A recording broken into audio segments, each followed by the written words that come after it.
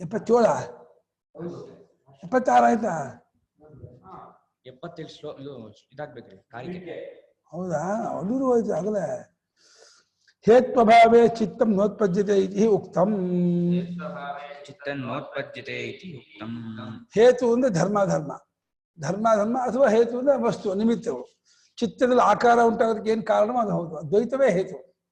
ದ್ವೈತವೇ ಇಲ್ಲ ಅಂದ್ರೆ ಚಿತ್ತ ಉಂಟಾಗೋದೇ ಇಲ್ಲ. ಉಂಟಾಯ್ತಾ?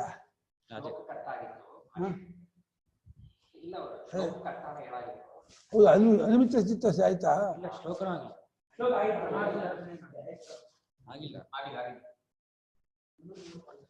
ಆಗಿಲ್ಲ. ನಿಮಗೆ ಜ್ಞಾಪಕ ಇದೆಯಾ ಎಲ್ಲಿವರೆಗೆ ಆಗಿತ್ತು ಅಂತ? ನಿನ್ನೆ ಆಗಿತ್ತ ಶ್ಲೋಕ? ಹೌದಾ? ಭಾಷ್ಯ ಶುರು ಆಗ್ಬೇಕು 330. ಹೌದಾ? ನಿಮಿತ್ತವಿಲ್ಲ ಚಿತ್ತಕ್ಕೆ ಉತ್ಪತ್ತಿ ಆಗದೆ ಇರೋದು ಏನಿದೆ ಅದು ಸಮ ಅದ್ವಯ. ಅಜಾತ ಚಿತ್ತದ ಅಜಾತವಾಗಿರೋ ಚಿತ್ತಕ್ಕೆ ಎಲ್ಲವೂ ತೋರ್ತಾ ಇರೋದೇ ಹೊರತು ನಿಜವಾಗಿ ಚಿತ್ತ ದೃಶ್ಯ ಪ್ರಪಂಚ ಅಂತ ಎರಡು ಇಲ್ಲವೇ ಇಲ್ಲ. ಒಂದೇ ಚಿತ್ತವೇ ಅಜ್ಞಾನದಿಂದ ಅಷ್ಟೆಲ್ಲ ರೂಪ ತೋರ್ಕೊಳುತ್ತೆ. ಚಿತ್ತವು ಕಲ್ಪಿತವೇ, ಚಿತ್ತದಿಂದ ಕಲ್ಪಿತ, ಚಿತ್ತವು ಕೂಡ ಆತ್ಮದಲ್ಲಿ ಕಲ್ಪಿತವಾಗಿರೋದೆ. ಪರಮಾರ್ಥ ದರ್ಶನೇನ ನಿರಸ್ತ ಧರ್ಮಾಖ್ಯೋತ್ಪತ್ತಿ ನಿಮಿತ್ತಸ್ಯ ಅನಿಮಿತ್ತಸ್ಯ ಚಿತ್ತಸ್ಯ ಇತಿ ಯಾ ಮೋಕ್ಷಾಖ್ಯ ಅನುಪತ್ತಿ ಸಾ ಸರ್ವದಾ ಸರ್ವಾವಸ್ಥಾಸು ಸಮಾ ನಿರ್ವಿಶೇಷ ಅದ್ವಯಾಚ. ಪರಮಾರ್ಥದ ದರ್ಶನ. ಪರಮಾರ್ಥ ಅಂದ್ರೆ ಸತ್ಯವಾಗಿರತಕ್ಕಂತಹ ಪರಬ್ರಹ್ಮ ವಸ್ತು. ಪರಬ್ರಹ್ಮ, ಪರಮಾತ್ಮ, ಪರಮಾರ್ಥ ತತ್ವ, ಪರಮಾರ್ಥ ವಸ್ತು ಎಲ್ಲ ಒಂದೇ ಅರ್ಥ. ಯಾವ ಸತ್ಯವಾದ ಪರಮಾರ್ಥ ವಸ್ತು ನಿರ್ಗುಣ ತತ್ವ ಅದನ್ನು ಕಂಡುಕೊಳ್ಳೋದ್ರಿಂದ ಎಲ್ಲ ಧರ್ಮ ಎಂಬ ಹೆಸರಿನ ಎಲ್ಲದ ಉತ್ಪತ್ತಿಯು ನಿರಸ್ತವಾಗುತ್ತೆ, ತಪ್ಪೋಗುತ್ತೆ. ಗೊತ್ತಾಗುತ್ತಲೇ ಆ ಬ್ರಹ್ಮದರ್ಶನವಾಗುತ್ತಲೇ ಆತ್ಮಜ್ಞಾನವಾಗುತ್ತಲೇ ಧರ್ಮ ಎಂಬ ಹೆಸರಿನ ಎಲ್ಲದ ಉತ್ಪತ್ತಿಯು ನಿಮಿತ್ತವೂ ಇಲ್ಲ ಅಂತಾಗಿ ಆ ಅನಿಮಿತ್ತವಾದ ಚಿತ್ತ ನಿಮಿತ್ತವೇ ಇಲ್ಲ ಅಂದಮೇಲೆ ಹಾವಿದ್ದೆ ಹಾವಿನ ನೋಟ ನಿಮಿತ್ತ ಭಯ. ಹಾವೇ ಇಲ್ಲ ಅಂದಮೇಲೆ ನೋಟವೂ ಇಲ್ಲ, ಭಯವೂ ಇಲ್ಲ. ಹಾವಿದೇನು ನೋಡಿದ್ರೆ ಹಾವು ಕಾಣುತ್ತೆ, ಹಾವು ಕಂಡ್ರೆ ಹಾವಿನ ಭಯ ಆಗುತ್ತೆ. ಅದಿರೋದು ಹಗ್ಗವೇ ಹಾವಾಗಿ ತೋರ್ತಾ ಇದೆ, ಹಾವಿಲ್ಲ ಹಾವಲ್ಲ ಅಂತ ತಿಳ್ಕೊಂಡ್ಬಿಟ್ರೆ ಹಾವಿನ ನೋಟವೂ ಹೋಯ್ತು, ಭಯವೂ ಹೋಯ್ತು. ಹಾಗೆ ಪರಮಾರ್ಥ ದರ್ಶನವಾಗುತ್ತಲೇ ಆ ಚಿತ್ತಕ್ಕೆ ತನ್ನ ಅಸ್ತಿತ್ವವೂ ಇಲ್ಲ, ಪ್ರಪಂಚಾಕಾರವೂ ಇಲ್ಲ, ವಿಶೇಷಾಕಾರವೂ ಇಲ್ಲ. ಎಲ್ಲ ಧರ್ಮ ಎಂಬ ಹೆಸರಿನ ಉತ್ಪತ್ತಿಗೆ ನಿಮಿತ್ತವಾಗಿರುವ ಅದೆಲ್ಲದರ ನಿಮಿತ್ತವೂ ಇಲ್ಲದೇ ಇದ್ದದ್ದಾಗಿ ಚಿತ್ತಕ್ಕೆ ಮೋಕ್ಷಕ್ಕೆ ಯಾವ ಮೋಕ್ಷಾಖ್ಯ ಅನುಪತ್ತಿ, ಮೋಕ್ಷ ಎಂಬ ಹೆಸರಿನ ಉತ್ಪತ್ತಿ ಆಗದೇ ಇರೋ ಸ್ಥಿತಿ ಇದೆಯಲ್ಲ ಅದೇ ಮೋಕ್ಷ. ಮೋಕ್ಷ ಶಬ್ದಕ್ಕೆ ಅರ್ಥ ಯಾವುದು ಎಲ್ಲೂ ಹೇಗೂ ಹುಟ್ಟದೇ ಇರೋದು, ಯಾವ ವಿಶೇಷವೂ ಇರೋದು, ಅಜಾದ್ವಯವಾದ ಬ್ರಹ್ಮಸ್ವರೂಪಕ್ಕಿಂತ ಬೇರೆ ಇಲ್ಲ ಅನ್ನೋ ನಿಶ್ಚಯವೇ ಮೋಕ್ಷ. ಅದು ಸೆಟ್ಲಾಗೋದು. ಯಾವತ್ತೂ ಎಲ್ಲೂ ಹೇಗೂ ಏನೂ ಹುಟ್ಟಿಲ್ಲ, ಅಖಂಡ ಪರಿಪೂರ್ಣವಾದ ಪರಬ್ರಹ್ಮವೇ ಇದೆಲ್ಲವೂ ಎಂಬುದಾಗಿ ಏನುಂಟಾಗುತ್ತೆ ಅದು ಎಲ್ಲ ಅವಸ್ಥೆಯಲ್ಲಿಯೂ ಯಾವಾಗಲೂ ಸಮಾಸವಸ್ತು ಅದು ನಿರ್ವಿಶೇಷವಾಗಿದೆ ಮತ್ತು ಅದ್ವಯವಾಗಿಯೂ ಇದೆ. ಅದು ಆ ತತ್ವ ಸುಷುಪ್ತಿಯಲ್ಲಿ ಮಾತ್ರ ನಿರ್ವಿಶೇಷ, ಎಚ್ಚರಕಸರಲ್ಲಿ ಸವಿಶೇಷ. ಸುಷುಪ್ತಿಯಲ್ಲಿ ಇದು ಅದ್ವಯ, ಎಚ್ಚರಕಸರಲ್ಲಿ ಸದ್ವಯ ಅಂತ ಹಾಗಿಲ್ಲ. ಎಚ್ಚರಕಸರಲ್ಲೂ ಅದ್ವಯವೇ, ಎಚ್ಚರಕಸರಲ್ಲೂ ನಿರ್ವಿಶೇಷವೇ. ಎಚ್ಚರಕಸರಲ್ಲೂ ಸದ್ವಯವಾಗಿ ಸವಿಶೇಷವಾಗಿ ತೋರೋದು ಅವಿದ್ಯೆ, ಭ್ರಾಂತಿ. ಅವಿದ್ಯಾ ಭ್ರಾಂತಿಯಿಂದ ಸವಿಶೇಷ ಸದ್ವಯವಾಗಿ ತೋರುತ್ತೆ ಹೊರತು ಯಾವಾಗಲೂ ಇದಕ್ಕೆ ಸದ್ವಯತ್ವ ಇಲ್ಲ, ಸವಿಶೇಷತ್ವ ಇಲ್ಲ. ಚಿತ್ತವೇ ಇಲ್ಲ. ಚಿತ್ತ ಇದ್ದಾನೆ, ಅದಕ್ಕೆ ವಿಶೇಷ ಅಂದು ಇರೋದಲ್ಲ ಆತ್ಮ ಮಾತ್ರವೇ ಅಂತ. ಪೂರ್ವಮಪಿ ಅಜಾತಸ್ಯೈವ ಅನುತ್ಪನ್ನಸ್ಯ ಚಿತ್ತಸ್ಯ ಸರ್ವಸ್ಯ ಅದ್ವಯಸ್ಯ ಇತ್ಯರ್ಥಃ. ತಿಳ್ಕೊಳಕ್ ಮುಂಚೆನೂ ಅಜಾತವೇ, ತಿಳ್ಕೊಳಕ್ ಮುಂಚೆ ಅದ್ವಯವೇ, ತಿಳ್ಕೊಳಕ್ ಮುಂಚೆ ನಿರ್ವಿಶೇಷವೇ, ಯಾವಾಗಲೂ ಹಾಗೆ ಇರೋದು. ತಿಳ್ಕೊಂಡಿಲ್ಲ ಅನ್ನೋ ಒಂದೇ ಒಂದು ಅಪರಾಧದಿಂದ ಎಲ್ಲ ಆಗ್ತಾ ಇರುತ್ತೆ. ಕೆಲಸ ಏನಾಗುತ್ತೆ ಅಂದ್ರೆ ಯಾರನ್ನೋ ಏನೋ ತಪ್ಪು ತಿಳ್ಕೊಂಡ್ಬಿಟ್ಟು ಅನರ್ಥಕ್ಕೆ ಸಿಕ್ಕಾಕೊಳ್ಳೋದೆ. ವ್ಯಕ್ತಿ ಅಂಥವ್ರು ಆಗೇ ಇರಲ್ಲ. ತಪ್ಪು ತಿಳ್ಕೊಂಡ್ಬಿಟ್ಟು ಇದೇ ಆರೋಪ ಮಾಡಿ ಹಂಗೆಲ್ಲ ಮಾಡ್ಕೊಂಡು ಎಷ್ಟು ಹೋಗ್ಬಿಟ್ಟಿರುತ್ತೆ ಅಂದರೆ ಅವ್ನು ಕೊಲೆ ಮಾಡುವಷ್ಟು ಮಟ್ಟಿಗೆ ಪ್ಲಾನ್ ಮಾಡಿಬಿಟ್ಟಿರ್ತಾರೆ. ಪಾಪ ಅದಕ್ಕೆ ಅವನು ಸಂಬಂಧ ಪಟ್ಟರೆ ಯಾವಾಗ ಅವನಿಗೇನು ಕೊಲೆ ಮಾಡಬೇಕು ಅನ್ನೋ ಆ ಮೂಮೆಂಟ್ ಅದಕ್ಕೆ ಗೊತ್ತಾಯ್ತು ಅಂದ್ರೆ ಓ ಇವನೆಲ್ಲ ದೋಷಿ, ಇವನ್ನೆಲ್ಲ ಮಾಡಿದ್ದು, ಇವನ್ನೆಲ್ಲ ಕೆಲಸ ಗೊತ್ತಾದ್ರೆ ಅವ್ನು ಹೆಂಗ್ ಪಶ್ಚಾತ್ತಾಪ ಬರ್ತದೆ. ಅಯ್ಯೋ ಇಷ್ಟೆಲ್ಲ ದಿನ ಅವನ ಬಗ್ಗೆ ಮಾಡಿದ್ದು ಕಲ್ಪನೆ ಮಾಡಿದ್ದು ಪ್ಲಾನ್ ಮಾಡಿದ್ದು ಕೊಲೆ, ಅಯ್ಯೋ ಇವನಿಗೂ ಅದಕ್ಕೂ ಸಂಬಂಧವೇ ಇಲ್ಲ ಅಂತ ಗೊತ್ತಾಗ್ಬಿಟ್ರೆ ಹೆಂಗೆ ತನಗೆ ತಾನು ಕ್ಷೇಮ ಆಗ್ಬಿಡುತ್ತೆ, ಅವನಿಗೆ ನಾಚಿಕೆ ಆಗ್ಬಿಡುತ್ತೆ.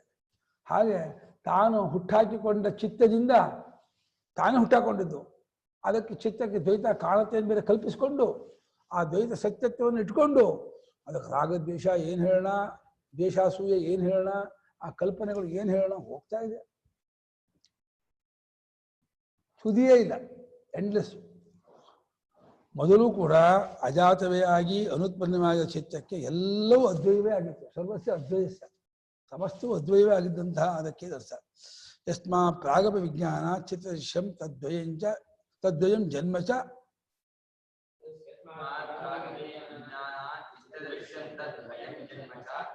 ತಸ್ಮಾತ್ ಅಜಾತಸ್ಯ ಸರ್ವಸ್ಯ ಸರ್ವದಾ ಚಿತ್ತಸ್ಯ ಸಮ ಅದ್ವಯೇನೈವ ಅನುತ್ಪತ್ತಿ. ವಿಜ್ಞಾನ ಪ್ರಾಗಪಿ ಅಂತ ಇದ್ದಾರೆ. ಈ ತಿಳ್ಕೊಳ್ಳೋಕೆ ಮುಂಚೆನೂ ಚಿತ್ತದೃಶ್ಯವು ಮತ್ತು ಚಿತ್ತದೃಶ್ಯವಾದ ಆ ದ್ವೈತ ಮತ್ತು ಆ ಹುಟ್ಟು ಎಲ್ಲವೂ ಕೂಡ ಅಜಾತವಾದ, ಹುಟ್ಟಿಲ್ಲದ್ದಾದ, ಯಾವ ವಿಶೇಷವಿಲ್ಲದ ಅದ್ವೈತವಾದ ಆತ್ಮವೇ ಅದು. ತಿಳ್ಕೊಳಕ್ ಮುಂಚೆನೂ ಹಾಗೆಯೇ, ತಿಳ್ಕೊಂಡ್ಮೇಲೆ ಎಲ್ಲವೂ ಆತ್ಮ ಗೊತ್ತಾಗುತ್ತೆ. ಈ ಜ್ಞಾನ ಏನು ಮಾಡುತ್ತೆ ಅಷ್ಟೇ, ವಿಜ್ಞಾನ ಅಷ್ಟೇ ಕಳೆಯುತ್ತೆ ಹೊರತು ವಸ್ತು ಸ್ವರೂಪ ಏನು ಬದಲಾವಣೆ ಮಾಡಲ್ಲ, ಆ ವಿಶೇಷ ಉಂಟಾಗೋದಿಲ್ಲ. ಸರ್ವದಾ ಚಿತ್ತವು ಅದ್ವಯವೇ, ಸರ್ವದಾ ಚಿತ್ತ ಅನುತ್ಪತ್ತಿಯೇ. ಯಾವಾಗಲೂ ಚಿತ್ತ ಹುಟ್ಟಿಲ್ಲ, ಚಿತ್ತವೇ ಇಲ್ಲ, ದ್ವೈತವೇ ಇಲ್ಲ, ಎಲ್ಲ ಕಲ್ಪನೆ, ಎಲ್ಲ ಭ್ರಾಂತಿ, ಅಜ್ಞಾನ. ಆತ್ಮನ ಸ್ವರೂಪವನ್ನು ಕಂಡುಕೊಳ್ಳದೇ ಇರೋದ್ರಿಂದ ಇಷ್ಟೆಲ್ಲ ತೋರುತ್ತೆ. ಸ್ವರೂಪವನ್ನು ಕಂಡುಕೊಳ್ಳುತ್ತಲೇ ಚಿತ್ತವೂ ಅಡಗೋಗುತ್ತೆ, ದ್ವೈತವೂ ಅಡಗೋಗುತ್ತೆ, ವಿಶೇಷವಲ್ಲ ಅಡಗೋಗುತ್ತೆ, ವ್ಯವಹಾರವಲ್ಲ ಅಡಗೋಗುತ್ತೆ. ಯಾವ ಇನ್ನು ಧರ್ಮಾಧರ್ಮವೂ ಇಲ್ಲ, ಪುಣ್ಯ ಪಾಪವೂ ಇಲ್ಲ, ಜನ್ಮಾಂತ ಲೋಕಾಂತ ಇಲ್ಲ, ಸುಖ ದುಃಖ ಇಲ್ಲ. ಯಾವಾಗಲೂ ಅದ್ವೈತವಾದ ಬ್ರಹ್ಮವೇ ಒಂದೇ. ನ ಪುನಃ ಕದಾಚಿತ್ ಭವತಿ ಕದಾಚಿತ್ ವಾ ನ ಭವತಿ. ಒಮ್ಮೊಮ್ಮೆ ಆಗತ್ತೆ, ಒಮ್ಮೊಮ್ಮೆ ಆಗಲ್ಲ ಅಂತ ಹೀಗಿಲ್ಲ, ಯಾವಾಗಲೂ ಇಲ್ಲದ್ದು. ಬಂಜೆ ಮಗ ಇದಾನೆ ಅಂದ್ಕೊಂಡು ಕೊಡ್ಲಿ ತಗೊಂಡು, ಹಾರೇಕೋಲ್ ತಗೊಂಡು, ಖಡ್ಗ ತಗೊಂಡು ಕಡೆ ಹೋಗ್ತಾ ಇದ್ದಾನೆ. ಚಚ್ಚು ಬಿಟ್ಟು ಹೊಡೆದ್ಬಿಟ್ಟು ಬಂಜೆ ಮಗ ಹೋಗ್ತಾ ಇದ್ದಾನೆ ಅಂದ್ಕೊಂಡ್ಬಿಟ್ಟಿದ್ದಾನೆ. ಬಂಜೆ ಮಗ ಅಂದ್ರೇನೋ ಇಲ್ಲದ್ದು, ಅದನ್ನ ಇದೇನು ಕಲ್ಪಿಸ್ಕೊಂಡ. ಅಷ್ಟೇ ಅಲ್ಲ, ಅದನ್ನ ಸಾಯಿಸ್ಬೇಕು ಬೇರೆ ಅಂದ್ಕೊಂಡ. ಕೊಡ್ಲಿ ಕನ್ಲಿ ಹಾರೇಕೋಲು ಎಲ್ಲ ತಗೊಂಡ ಚಚ್ಚು ಬಿಡಿದೆ. ಹೋಗ್ತಾನೆ, ಇಲ್ಲೇ ಇಲ್ಲ. ಅಯ್ಯ ಎಲ್ಲ ಕಲ್ಪನೆ. ನಮ್ಮ ಹಳ್ಳಿಯಲ್ಲಿ ಮತ್ತೂರಲ್ಲಿ ಹಿಂದೆ ನಮ್ಮ ತಂದೆ ಬಾಲ್ಯದಲ್ಲಿ ಕೊಟ್ಟಿಗೆ ಅಂದ್ರೆ ಇದಾಗಿರ್ತಿರ್ಲಿಲ್ಲ, ಸುಮ್ಮನೆ ಒಂದು ದಬ್ಬೆ ಗಿಬ್ಬೆ ಕಟ್ಕೊಂಡು ಮಾಡ್ತಿದ್ದು. ಅದಾದ ಕುರ್ಕ ಅಂತ ಇದು ಈ ಚಿರತೆ ಮರಿ, ಚಿರತೆ ಮತ್ತೆ ಹುಲಿ ಇದು ಬರ್ತಿತ್ತಂತೆ ಊರೊಳಗೆ. ಊರಿಗೆ ಬಿಟ್ಟು ಕರುನ ಹಾಸ್ಕೊಂಡು ಹೋಗ್ಬಿಡ್ತಿತ್ತಂತೆ. ಆವಾಗ ನಮ್ಮ ತಂದೆಯವರು ಒಂದು ದೊಣ್ಣೆ ಇಟ್ಕೊಂಡು ಒಂದು ಕಟ್ಟೆ ಮೇಲೆ ಮಲಗಿದ್ರಂತೆ. ಮಲಗಿದ್ದಾರೆ, ಅದೇನಾಗ್ಬಿಟ್ಟಿದೆ, ನಮ್ಮ ತಂದೆ ಭಾಳ ನಿದ್ದೆ ಬಂದ್ಬಿಟ್ಟಿದೆ ಆ ಕಟ್ಟೆ ಮೇಲೆ ಮಲಗಿದಾಗ. ಅದೇನಾಗಿದೆ, ಒಂದು ಹಿಂದಿನ ಕಾಲದಲ್ಲಿ ಈ ಸೌದೆಗಳನ್ನು ಗಾಡಿ ಮೇಲ್ಕೊಂಡು ಮಾರೋದುಂಟು, ಗಾಡಿ ಮಾರೋದು. ಆ ಒಂದು ಗಾಡಿಯವನು ಸೌದೆನ ಸ್ವಲ್ಪ ಒಂದು 10 ಮಾರ್ಸೋದು ನಿಲ್ಲಿಸ್ಬಿಟ್ಟಿದ್ದಾನೆ. ನಮ್ಮ ತಂದೆ ಗೊತ್ತೇ ಆಗಿಲ್ಲ, ನಿಲ್ಲಿಸಿದಾನೆ. ಅದಕ್ಕೊಂದು ಅಂಗಿ ಬೇರೆ ಹಾಕ್ಬಿಟ್ಟಿದ್ದಾನೆ ಆಗ ಒಂದು ಸೌದೆ ಮೇಲೆ. ಅವನೆಲ್ಲ ಹೋಗಿ ಮಲ್ಕೊಂಡ್ಬಿಟ್ಟಿದ್ದಾನೆ. ನಮ್ಮ ತಂದೆಗೆ ರಾತ್ರಿ 2:30 ಹೆಚ್ಚಾಯಿತು. ಯಾರೋ ನಿಂತ್ಕೊಂಡಿದ್ದಾರೆ. ಅದು ಹೋಗಿ ನಿಲಾವಿತ್ತು, ಸ್ವಲ್ಪ ಬೆಳ್ದಿಂಗಳು. ಅದೇನಾಗ್ತಿತ್ತು ಅಂದ್ರೆ ಅದು ಸ್ವಲ್ಪ ಆಡ್ತಾ ಇತ್ತು ಗಾಳಿಗೆ. ಅದು ಗಾಳಿಗೆ ಆಡ್ತಾ ಇದ್ದು ಗೊತ್ತಾಗಿಲ್ಲ ಇವರಿಗೆ. ಯಾರೋ ಇದ್ದಾರೆ, ಅಲ್ಲಿ ಯಾರೋ ಕೂತಿದ್ದಾರೆ ಅಂದ್ಬಿಟ್ಟು ದೊಣ್ಣೆ ತಗೊಂಡ್ರು, ಹೊರಟೇ ಬಿಟ್ರು. ಹೊಡೆದೇ ಬಿಡ್ತೀನಿ ಅಂತ. ಯಾಕಂದ್ರೆ ಎಚ್ಚರಿಕೆನೇ ಇರಬೇಕು, ಅವನು ಹೊಡಿತಾನೆ ಅಂತ ಇರುತ್ತಲ್ಲ, ಅವನು ಹೊಡ್ಬಿಡ್ತಾ. ಅದಕ್ಕೇನ್ ಮಾಡಬೇಕು ಅಂದ್ಕೊಂಡು ದೊಣ್ಣೆ ತಗೊಂಡು ಹೊತ್ತಕೊಂಡು ಹೋಗಿ ನೋಡ್ತಾರೆ ಗಾಡಿ. ಅಯ್ಯಯ್ಯೇ ಇದಂತ ಹಿಂಗೆ ಅವರಿಗೆ ನಾಚಿಕೆ ಆಯ್ತು ಅಂತ ಕಲಿಯೋದು. ಗೊತ್ತೇ ಆಗಲಿಲ್ಲ ನಮಗೆ. ಯಾರೋ ನಿಂತ್ಕೊಂಡಿದ್ದಾರೆ, ಯಾರೋ ಬಂದಿದ್ದಾರೆ ಮಾಡ್ತಾರೆ ಅಂತ. ಅವನು ಅಂಗಿ ಬೇರೆ ಹಾಕ್ಬಿಟ್ಟಿದ್ದಾನೆ ಮಾಡಿದಾನೆ. ಅದು ಒಂದೇನೋ ಗರಿ ಆಡ್ತಿರ್ತಾರೆ, ಆಡ್ತಿರೋದ್ ಮೇಲೆ ಅಂತ. ಇದು ಭ್ರಾಂತಿ ಹೆಂಗ್ ಮಾಡುತ್ತೆ ಅಂದ್ರೆ ಎಲ್ಲಾ ಪ್ರವೃತ್ತಿನೂ ಉಂಟು ಮಾಡ್ಬಿಡುತ್ತೆ. ಆಮೇಲೆ ಅವ್ನು ನೋಡಿದ್ರೆ ಇಲ್ಲೇ ಇಲ್ಲ, ಯಾರೂ ಇಲ್ಲ, ಸುಮ್ಮನೆ ಗಾಡಿ ನಿಂತಿರೋದು, ಆಮೇಲೆ ಅಂಗಿ ಹಾಕಿರೋದು.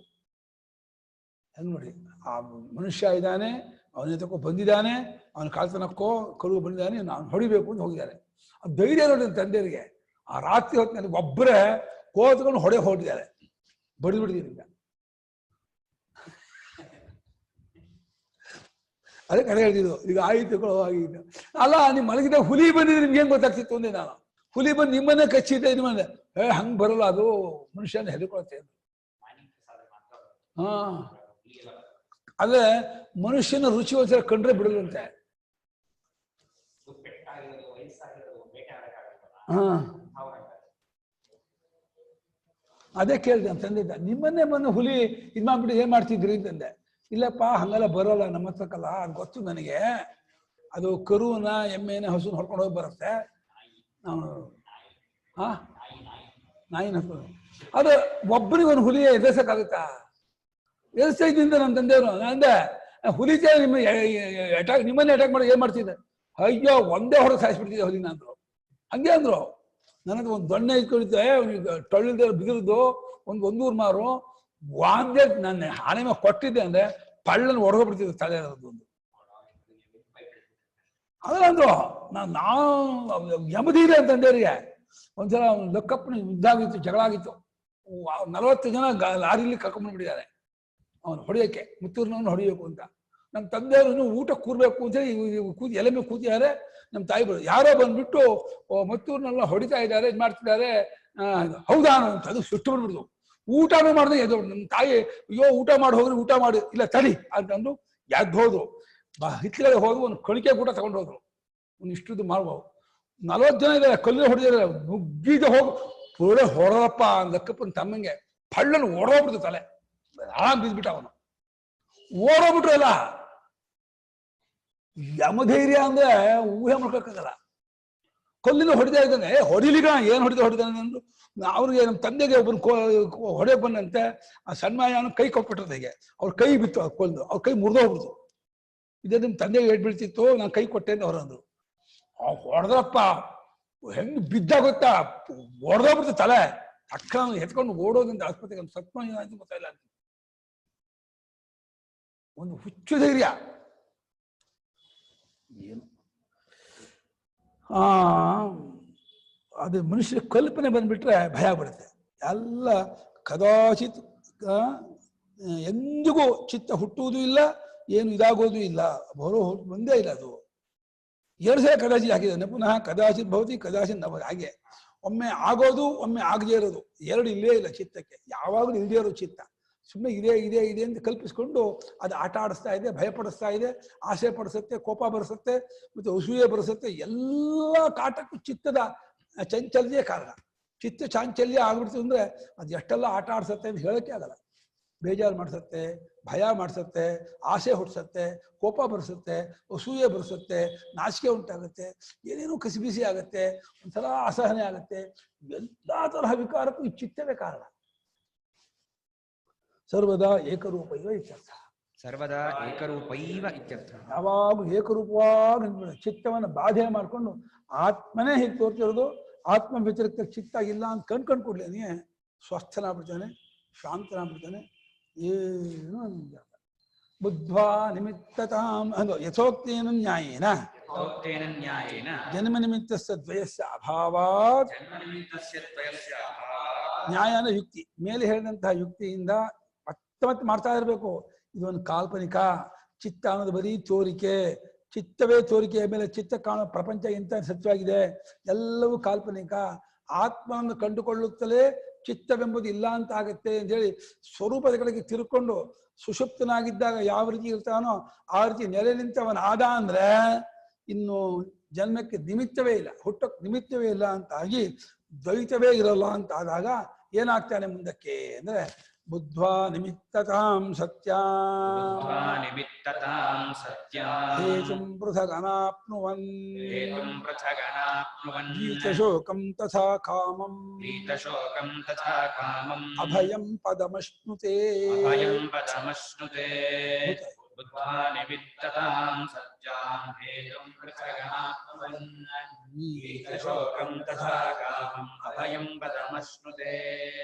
ಬುದ್ಧ್ವಾ ಅನಿಮಿತ್ತತಾಂ ಸತ್ಯಾಂ ಹೇತುಂ ಪೃಥಕ್ ಅನಾಪ್ನುವನ್ ವೀತಶೋಕಂ ತಥಾ ಅಕಾಮಂ ಅಭಯಂ ಪದಂ ಅಶ್ನುತೆ. ಪರಮಾರ್ಥ ಸ್ವರೂಪವನ್ನು ಕಂಡುಕೊಂಡು ಕೂಡಲೇ ಸಮಯದಲ್ಲಿಯೇ ನಿಮಿತ್ತವೇ ಇಲ್ಲ ಹುಟ್ಟೋದಕ್ಕೆ. ಚಿತ್ತಕ್ಕೆ ಅವಿದ್ಯೆಯೇ ನಿಮಿತ್ತವಾಗಿತ್ತು, ಅವಿದ್ಯೆಯನ್ನು ಕಳ್ಕೊಂಡ, ಅವಿದ್ಯೆ ಬಾಧಿತವಾಯಿತು, ತನ್ನಿಮಿತ್ತವಾಗಿ ತೋರೋ ದ್ವೈತವು ಹೋಯ್ತು, ಬಾಧಿತವಾಯಿತು, ಡಿಲೀಟ್ ಆಯ್ತು, ಎಲ್ಲ ಮರೆ ಆಯ್ತು. ಅವಾಗ ಇನ್ನು ಬೇರೆ ಹೇತುವನ್ನ ಕಾರಣವನ್ನ ತೆಗೆದುಕೊಳ್ಳದೆ ವೀತಶೋಕ ವೀತಶೋಕಂ ಪರಮಾರ್ಥ ತತ್ವ ವಿಗತಾ ಶೋಕ ಯಸ್ಮಾತ್ ಸಹ ವೀತಶೋಕ.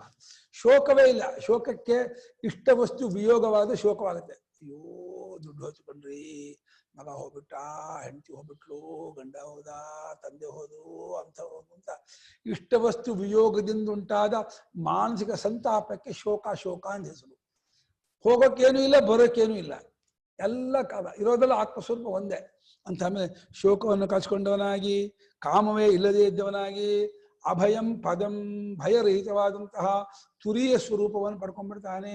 ಆತ್ಮಸ್ವರೂಪವನ್ನು ಬ್ರಹ್ಮಸ್ವರೂಪವನ್ನು ಕಂಡ್ಕೊಂಡ್ಬಿಟ್ಟು ಶಾಂತ ಆಗ್ಬಿಡ್ತಾನೆ. ಸ್ವಸ್ಥಂ ಶಾಂತಂ ಸಂದರ್ಭಾನ.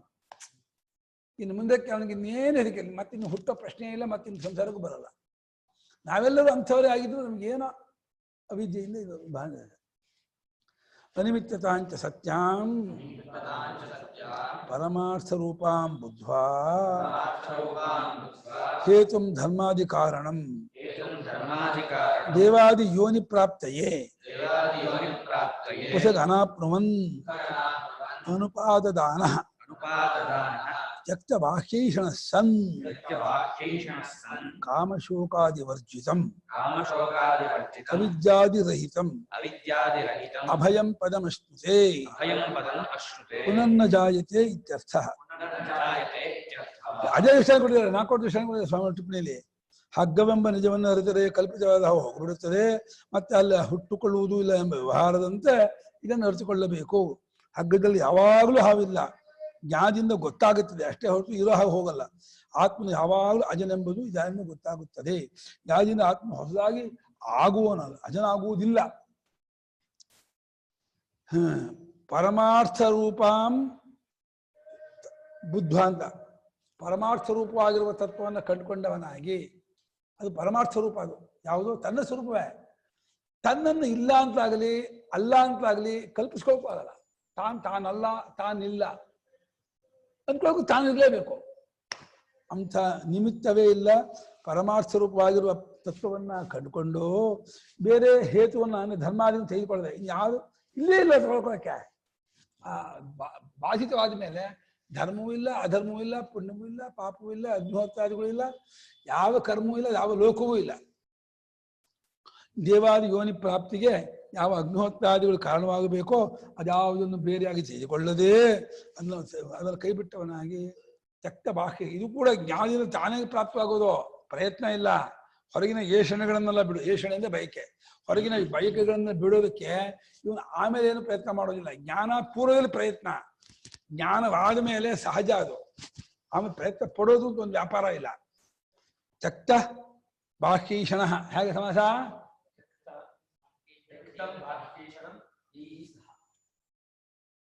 ಏಷಣ ಶಬ್ದ ಯಾವ ಲಿಂಗ? ಸ್ತ್ರೀಲಿಂಗ. ಅವಾಗ ಏಷಣ ಅಂದ್ಬಿಟ್ಟ. ಅವಾಗ ಬಾಹ್ಯ ಮಧ್ಯೆ ಇದೆ. ಬಾಹ್ಯಾಶ್ಚಾಹ ಏಷಣಾಶ್ಚ ತ್ಯಕ್ತಾಹ ಏನ. ಕರೆಕ್ಟ್ ಹೇಳಬೇಕು, ಸಮಾಸವನ್ನ ತಪ್ಪು ಹಾಕೋಬಾರ್ದು. ಬಾಹ್ಯೇಷಣ ಅದು ವಿಶೇಷಣ, ಹೊರಗಿನ ಏಷಣೆ. ಎಂಥ ಹೊರಗಿನದಾದ ಏಷಣೆ. ತ್ಯಕ್ತ ಏಷಣೆ ಅಂದ್ರೆ ಕರ್ಮಧಾರಿ ಆಯಿತು. ಕರ್ಮಧಾರಿಗೆ ತ್ಯಕ್ತಾಶ್ಚತೆ ಬಾಹ್ಯಾಶ್ಚತೆ ಏಷಣಾಶ್ಚ ಬಾಹ್ಯೇಷಣ. ತ್ಯಕ್ತಾಹ ಬಾಹ್ಯೇಷಣಾ ಏನ ಸಹ ತ್ಯಕ್ತ ಬಾಹ್ಯೇಷಣ. ಬಿಡಲ್ಪಟ್ಟ ಹೊರಗಿನ ಆಸೆಯನ್ನುಳ್ಳವನಾಗಿ ಎಲ್ಲ ಆಸೆಯನ್ನು ಬಿಟ್ಕೊಂಡವನಾದ. ಮತ್ತು ಕಾಮಶೋಕಾದಿವರ್ಜಿತಂ.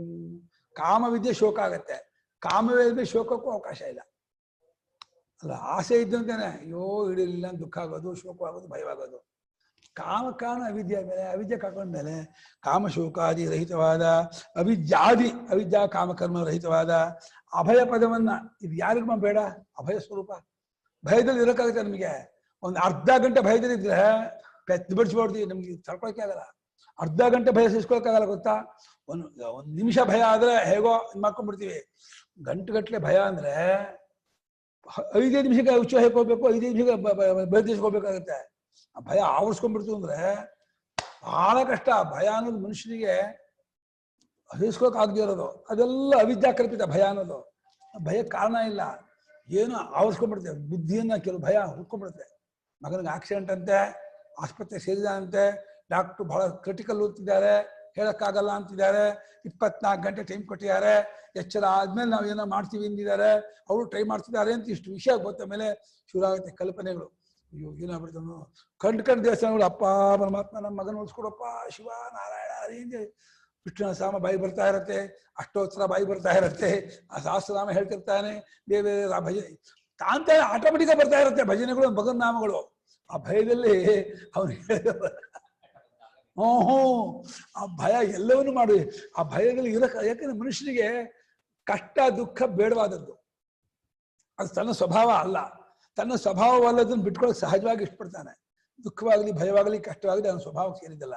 ತನ್ನ ಸ್ವಭಾವ ತನ್ನ ಸ್ವರೂಪ ಶಾಂತ ಸ್ವಭಾವ, ಆನಂದ ಸ್ವಭಾವ, ಅಭಯ ಸ್ವರೂಪ. ಅದು ಅವನ ನೇಚರು. ಆ ನೇಚರ್ ಮರ್ಸ್ಕೊಂಡು ಕಾಲ್ಪನಿಕವಾಗ ಭಯದಲ್ಲೂ ಉದ್ವೇಗದಲ್ಲೂ ಇನ್ನೇನು ಕೋಪದಲ್ಲೂ ಇದ್ದು ಬಿಟ್ರೆ ಅದು ಎಷ್ಟೊತ್ತು ಇರೋಕ್ಕಾಗುತ್ತೆ. ಕೋಪದಲ್ಲೂ ತುಂಬಾ ಹೊತ್ತು ಇರೋಕ್ಕಾಗತ್ತಾ. ಆಪಸ್ತಂಬರು ಈ ಕಾಮಕ್ರೋಧಾದಿಗಳಿಗೆ ಭೂತದಾಹಿ ಅಂತ ಹೆಸರು ಕೊಟ್ಟಿದ್ದಾರೆ. ಪಂಚಭೂತಗಳನ್ನು ಉಂಟಾದ ಸೇರಿ ಸುಟ್ಟಾಕತ್ತೆ, ಒಳಗಿಂದ ಸುಟ್ಟಾಕತ್ತಂತೆ. ಇವರು ಅಂತ ತುಂಬಾ ಸಿಟ್ಟಾಗುವವರೆಗೆ ಬೇಗ ಕ್ಯಾನ್ಸರ್ ಬರುತ್ತಂತೆ ಕೋಪಿಷ್ಠರಾದವರಿಗೆ. ಅದು ಕೋಪ ಇದೆಯಲ್ಲ, ಉಪಪ್ರಯಂ ಜನರೋ ಅಗ್ನಿರೂಪ ಶ್ರುತಿ ಹೇಳುತ್ತೆ. ಬೆಂಕಿಯೇ ಬರ್ತಾರೆ ಕೋಪ ಬಂದ್ಬಿಟ್ರೆ. ಅಗ್ನಿರೂಪ ಉಪಯಂತಿ ಉಪಪ್ರಯಂತಿ. ಕೊಂಡಲು ಕೆಂಪಾಗುತ್ತೆ, ಮುಖವೆಲ್ಲ ಬೆವರದ್ ಬಿಡುತ್ತೆ, ಔಡ್ಲು ಕಚ್ಕೋತಾನೆ, ಮೈಯೆಲ್ಲ ನಡುತ್ತಾ ಇರುತ್ತೆ, ಅಂತಿರ್ತಾನೆ. ಆ ಕೋಪ ತುಂಬಾ ಹೊತ್ತಿದ್ಬಿಟ್ರೆ ಒಳಗೆ ಕರಳ ಸುಟ್ಬಿಡುತ್ತೆ. ಆ ಕೋಪ ಬೆಂಕಿ ಇದ್ದಾಗೆ. ಹಾಗೆ ಕಾಪಸ್ತಂಭರು ಕಾಮಕ್ರೋಧ ಅತಿ ಆದಾಗ ನೀವು ಪೂಜೆ ಅಗ್ನಿಹೋತ್ರ ಮಾಡೋದನ್ನ ಅನರ್ಹರು ಸ್ನಾನ ಮಾಡ್ಕೊಂಡು ಬಂದಿದ್ದಾರೆ. ತುಂಬಾ ಸಿಟ್ಟು ಬಂದ್ರೆ ಸ್ನಾನ ಮಾಡ್ಬೇಕಂತೆ ಶಾಸ್ತ್ರ ಹೇಳ್ತಾರೆ. ತುಂಬ ಆಸೆ ಕಾಮಕ್ಕೆ ಒಳಗಾದ್ರೆ ಇಳಿಯೋದು ಅವನು ಮಡಿಯಲ್ಲ ಅಂತ. ಅದು ಚಡಿಕೋಪೆ ಚಂಡಾಲ ಅಂತ. ಕೋಪ ಬಂತು ಅಂದ್ರೆ ಅವನು ಚಂಡಾಲನಾಗ್ತಾನಂತೆ. ಚಂಡಾಲನಾದ ಅಂದ್ರೆ ಅವನು ಯಾವ ಕರ್ಮಕ್ಕೂ ಅನರ್ಹ, ಅಯೋಗ್ಯ ಅವನು. ಯಾವಾಗಲೂ ನಮ್ಮ ಸ್ವರೂಪ ಹೇಗಿದೆ, ಏರುಪೇರಿಲ್ಲದೆ ಶಾಂತವಾಗಿ ಅಭಯವಾಗಿ ಪ್ರಸನ್ನವಾಗಿದೆ, ಹಾಗಿರ್ಬೇಕು. ಸ್ವರೂಪ ಇದ್ದಾಗಿರ್ಬೇಕಾ, ಕಾಲ್ಪನಿಕ ರೂಪದಿಂದ ಇರ್ತೀವ ಯಾರಾದ್ರೂ ಇರ್ಬೇಕಾ? ಎಂತ ಹುಚ್ಚುತನ. ನಮ್ಮ ಸ್ವರೂಪದಲ್ಲಿ ಕೋಪ ರಾಗ ದ್ವೇಷ ಭಯ ಹಾಗಿದ್ದಿದ್ದು ಸುಷುಪ್ತಿಲಿ ಇರ್ತಿತ್ತು. ಕೋಪ ರಾಗದಿಂದ ನಮ್ಮ ಸ್ವರೂಪ ಏನು ಅಲ್ಲಿರ್ಬೇಕು. ನಾವು ಯಾವಾಗಲೂ ಶಾಂತರೇ ನಮ್ಮ ಸ್ವರೂಪ. ಶಾಂತರಾಗಿ ಸಮಾಧಾನ ಇದ್ದಿದ್ರೆ ಅವನಿಗೂ ಹಿತ, ಪ್ರಪಂಚಕ್ಕೂ ಹಿತ, ಎಲ್ಲರಿಗೂ ಹಿತ. ಅದು ಭಯವಿಲ್ಲದ ಆ ಪದವನ್ನ ಹೊಂದುತ್ತಾನೆ, ಮತ್ತೆ ಅವನು ಹುಟ್ಟೋದಿಲ್ಲ. ಯಾಕೆ ಅವನಿಗೆ ಪ್ರವೃತ್ತಿ ಉಂಟಾಗತ್ತೆ, ಕರ್ಮ ಯಾಕೆ ಬರುತ್ತೆ, ಆಸೆ ಯಾಕೆ ಬರುತ್ತೆ ಅಂದ್ರೆ ಅಭೂತಾಭಿನಿವೇಶಾಧಿ ಸದೃಶೇ ತತ್ ಪ್ರವರ್ತತೆ ವಸ್ತ್ವಭಾವಂ ಸಬುದ್ಧೈವ ನಿಸ್ಸಂಗಂ ವಿನಿವರ್ತತೆ. ಅಭೂತಾಭಿನಿವೇಶಾಧಿ ಸದೃಶೇ ತತ್ ಪ್ರವರ್ತತೆ ವಸ್ತ್ವಭಾವಂ ಸಬುದ್ಧೈವ ನಿಸ್ಸಂಗಂ ವಿನಿವರ್ತತೆ. ಯಾಕೆ ಅಲ್ಲಿಗೆ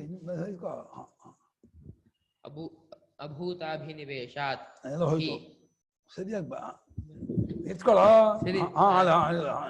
ಅಭೂತಾಭಿನಿವೇಶಾತ್ ಹಿ ಸದೃಶೇ ತತ್ ಪ್ರವರ್ತತೆ ವಸ್ತ್ವಭಾವಂ ಸಹ ಬುದ್ಧ್ವಾ ಏವ ನಿಸ್ಸಂಗಂ ವಿನಿವರ್ತತೆ. ಅಭೂತೆ ಅಭಿನಿವೇಶ, ಅಭೂತಾಭಿನಿವೇಶ.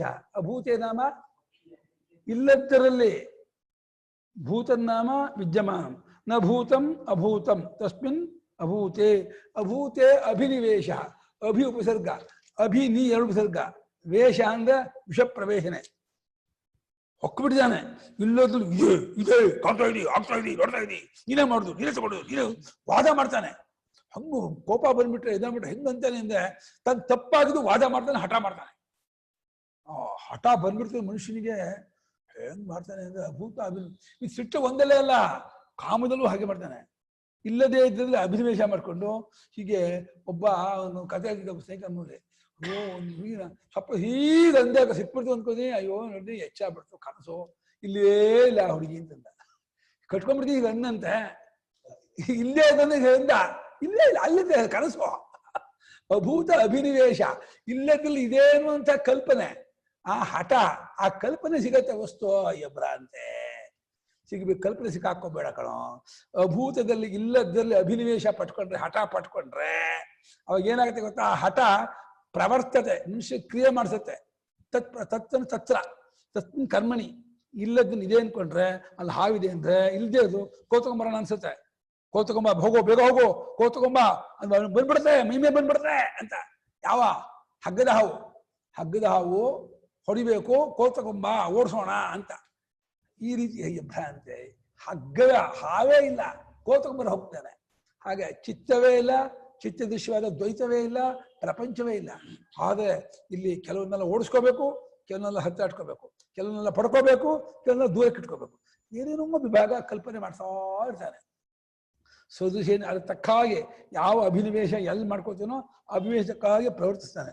ಆ ಯಾವಾಗ ಸದ್ಗುರುವಿನ ಉಪದೇಶದಿಂದಲೂ ಶಮದಮಾದಿ ಗುಣದಿಂದಲೂ ಅಂತರ್ಮುಖನಾಗಿ ವಸ್ತುವಿಲ್ಲ ಎಂಬುದನ್ನು ಕಂಡುಕೊಂಡ್ಬಿಡ್ತಾನೋ, ವಸ್ತುಭಾವಂ ಸಹ ಬುದ್ಧೈವ, ಕಂಡುಕೊಳ್ಳುತ್ತಲೇ ನಿಸ್ಸಂಗಂ ವಿನಿವರ್ತನೆ.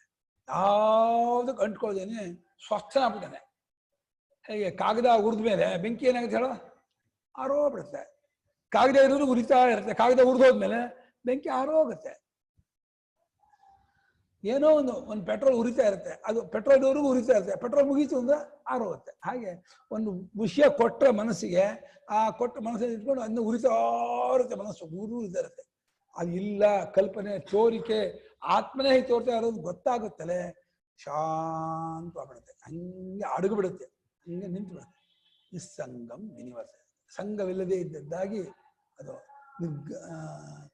ನಿರ್ಗತಃ ಸಂಘ ಯಸ್ಮಾತ್ ಯಸ್ಯ ತತ್ ನಿಸ್ಸಂಗಂ ಸತ್ ಅಂತ ಮನಸ್ಸು ನಿಸ್ಸಂಗವಾದದ್ದಾಗಿ ಅದು ನಿಸ್ಸಂಗಂ ಯಥಾ ತಥಾ ಅಂತ ಮಾಡ್ಬೋದು, ಕ್ರಿಯಾವಿಶೇಷ ಮಾಡ್ಬೋದು. ಹಾಗಾಗಿ ವಿನಿವರ್ತದೆ. ಮನಸ್ಸು ಆತ್ಮನ ಕಡೆ ಹೋಗ್ಬಿಡತ್ತೆ, ಮುಳುಗೋಗ್ಬಿಡತ್ತೆ, ಇನ್ನು ಬರಲ್ಲ. ಅದು ಕಣ್ಣೇ ಬಿಡಲ್ಲ ಪುಣ್ಯಾತ್ಮ, ಬಾಯೇ ಬಿಡಲ್ಲ, ಜನರನ್ನೇ ನೋಡಲ್ಲ. ಆ ಭಗವಾನ್ ಅವನು ಆ ತತ್ವಜ್ಞಾನಿ ಸ್ವರೂಪದಲ್ಲಿ ನೆಲೆ ನಿಂತ ಅಂದ್ರೆ ಏನು ಇದು ಇದಿದೆಯಲ್ಲ, ಶರೀರಕ್ಕೆ ಆಗುವಂತಹ ಹಸಿವು ಬಾಯಕ್ಕೆ ದೋಷ ತನ್ನಿಮಿತ್ತವಾಗಿ ಒಂದಾಗಿ ಬಂದಂಗೆ ಆಗ್ತಾನೆ ಅಷ್ಟೇ. ಚಲಾಚಲ ನಿಕೇತ ಅದೊಂದು ಸ್ವಾಭಾವಿಕ ದೋಷ ಅಂತ ಶಂಕರಾಚಾರ್ಯ ಹೆಸರು ಕೊಟ್ಟಿದ್ದಾರೆ ಇದರಲ್ಲಿ. ಆಮೇಲೆ ಚಲಾಚಲದಲ್ಲಿ ಇದು ಪ್ರಾಕೃತಿಕವಾಗಿ ದೇಹಕ್ಕೆ ಹಸಿವು ಬಾಯಾರಿಕೆ, ಅದು ಅಶನ ಮೋಷಣ ಆಗುತ್ತಲ್ಲ, ಅದನ್ನು ನಡೆಸ್ತಾನೆ ಅಷ್ಟೇ. ಅದು ನಡೆಸ್ತಾನೆ, ಅದು ಇಚ್ಛಾಪೂರ್ವಕವಾಗಿ ಅಲ್ಲ, ಅದೊಂದು ಭೂಯೋಭ್ಯಾಸ ನಡ್ಕೊಂಡು ಹೋಗುತ್ತೆ. ಅದು ಬಿಟ್ಬಿಟ್ರೆ ಹೆಚ್ಚುವರಿ ಒಂದು ಕೆಲಸವನ್ನೂ ಮಾಡಲ್ಲ ಅವನು, ಯಾವ ಚೇಷ್ಟ ಏನು ಮಾಡಲ್ಲ. ಯಾವ ದೇಹ ಬಿದ್ದೋಗುತ್ತೋ ಅದಕ್ಕೂ ಗಮನಿಸಲ್ಲ. ಇದು ಅವನ ಪಡೆದ ದೇಹವೇ ಇಲ್ಲ ಯಾವಾಗಲೂ.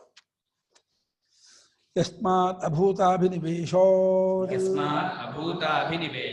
ಏಕೆಂದರೆ ಅಭೂತೆ ಅಭಿನಿವೇಶ, ಇಲ್ಲದರಲ್ಲಿ ಹಠ, ಇಲ್ಲದರಲ್ಲಿ ಆಗ್ರಹ, ಇಲ್ಲದಿದೆ ಇದೆ ಇದೆ ಇದೆ ವಾದ ಮಾಡ್ತಾ ಇದ್ದಾನೆ. ಹಾಗಾಗಿ ವಾದ ಮಾಡ್ತಾ ಇರೋದ್ರಿಂದ ಅಸತಿ ದ್ವಯೇ ದ್ವಯಾಶ್ಚಿತ್ತ ನಿಶ್ಚಯ,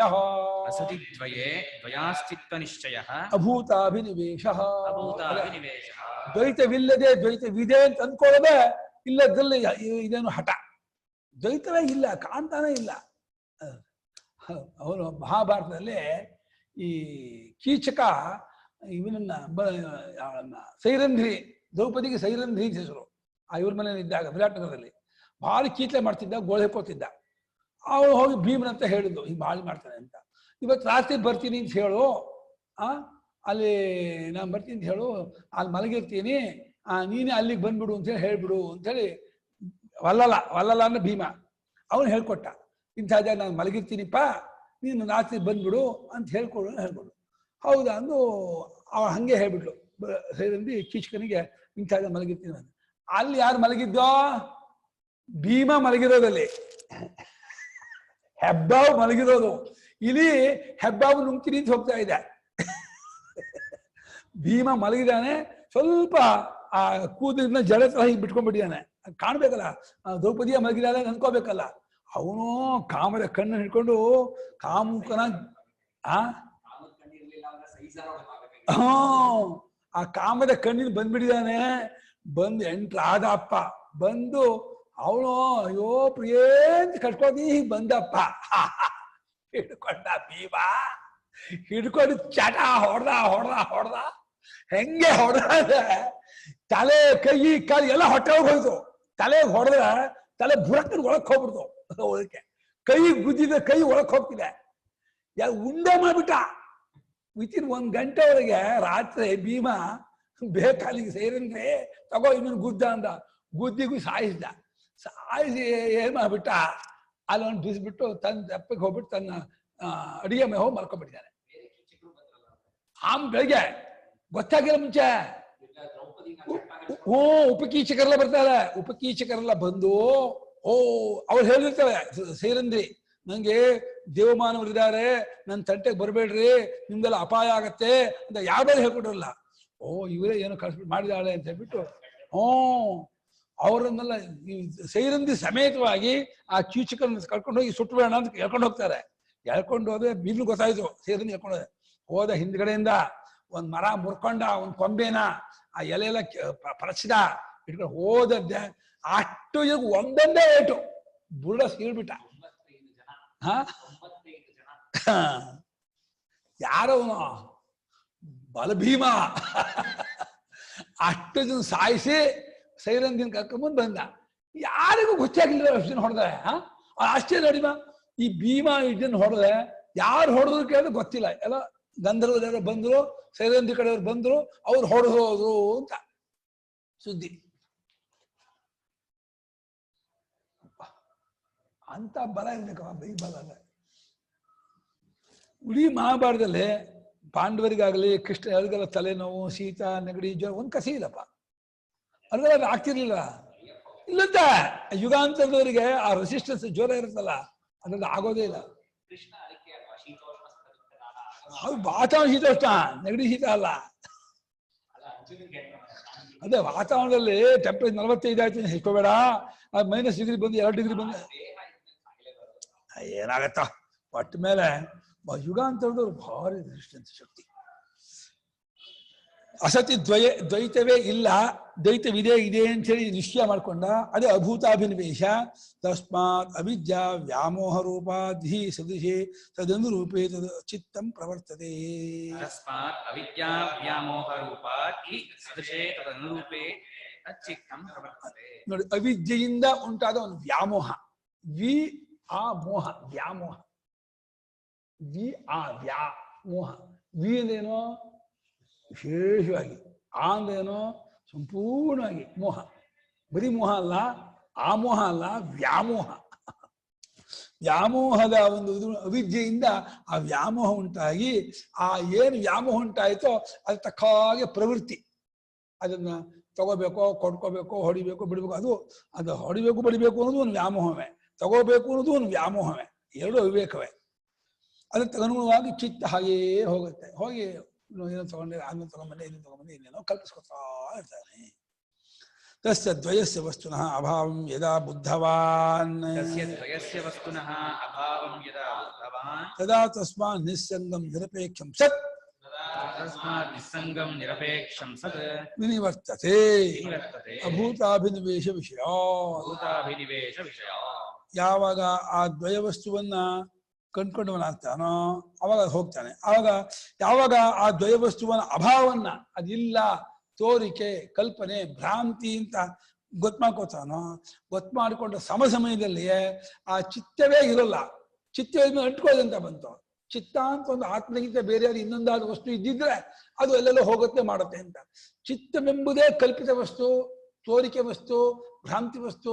ಆತ್ಮನೇ ಹಾಗೆ ತೋರ್ತಾ ಇದ್ದದ್ದು, ಆತ್ಮ ವ್ಯತಿರಿಕ್ತವಾಗಿ ಏನೇನು ಇಲ್ಲ ಅಂತ ಗೊತ್ತಾಗುತ್ತಲೇ ಅದು ಶಾಂತ ಆಗ್ಬಿಡುತ್ತೆ. ನಿವರ್ತತೆ ಅಂದ್ರೆ ಹಿಂತಿರುಗತ್ತೆ, ಅಡಗತ್ತೆ, ಬಾಯಿತ ಬರುತ್ತೆ.